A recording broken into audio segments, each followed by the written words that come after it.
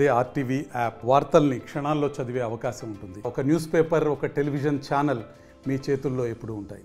మా పరిస్థితి ప్రభుత్వం ఇక్కడ స్థలం ఇచ్చింది, ఇల్లులు కట్టుకునేదానికి ఇల్లులు శాంక్షన్ చేసింది, అన్నీ బాగానే ఉన్నాయి. రోడ్డు ఏదో అడుక్కొని ఒకే ఒక రోడ్డు వేసింది లాస్ట్ దాకా.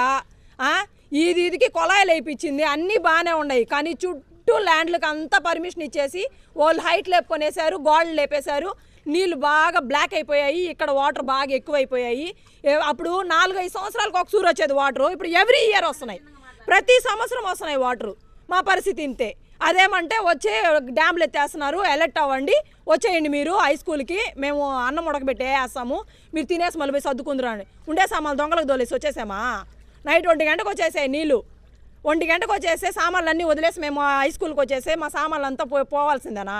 ఆల్రెడీ పోయాయి, వచ్చి దొంగలు పడి సగానికి పోయాయి. కనీసం అదే నేను అడిగేది గవర్నమెంట్. నేను ఒకటే అడుగుతున్నా, ఇంకా అయ్యింది ఏదో అయిపోయింది, మీరు ఇచ్చేస్తారు, మీరు ఏం చేయలేం, మేము ఏం చేయలేం కదా.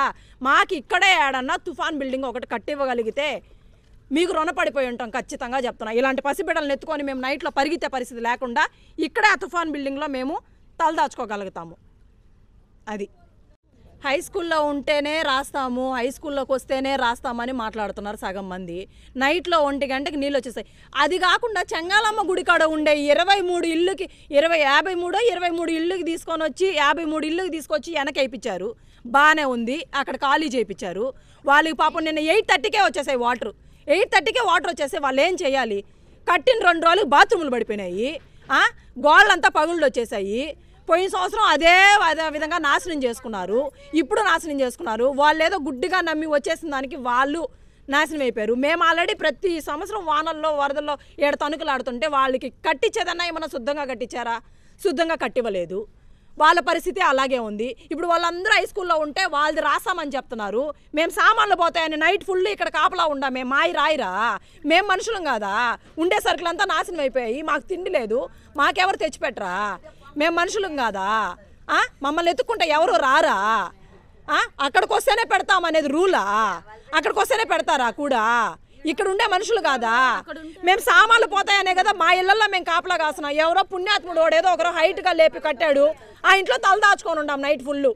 బిడ్డలు పెట్టుకొని కరెంట్ లేకుండా, తాగేదానికి నీళ్లు లేకుండా, ఈ నీళ్ళే తాగారు తెలుసా పొద్దున్న లేసి బిడ్డలు.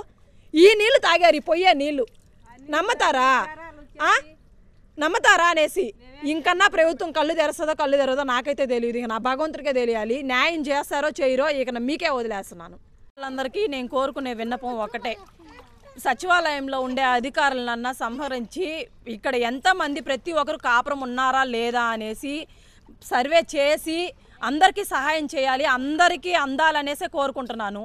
ఒక దగ్గర ఉన్నారు, ఒక దగ్గర లేరు అని కాదు, వెనకుండారు, ముందుండారు, ఆ ఇంట్లో ఉండారు, ఈ ఇంట్లో ఉండారు కాదు. ప్రతి ఒక్క ఇంట్లో ఎంతమంది ఉండారు, ఎలా, ఎవరి ఇళ్లలో నీళ్ళు పోయాయి, ఎవరి ఇళ్ళలో, అందరూ నీళ్ళల్లో ఇబ్బంది పడ్డా వాళ్ళే. అందరికీ సహాయం కోరాలి, అందరికీ న్యాయం జరగాలనే కోరుకుంటున్నాను.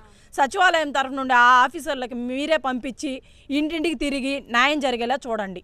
మరిన్ని వీడియోస్ కోసం ఛానల్ ని సబ్స్క్రైబ్ చేయండి. లేటెస్ట్ అప్డేట్స్ కోసం వాట్సాప్ ఛానల్ ని ఫాలో అవ్వండి. ఆ లింక్ డిస్క్రిప్షన్ లో ఉంది.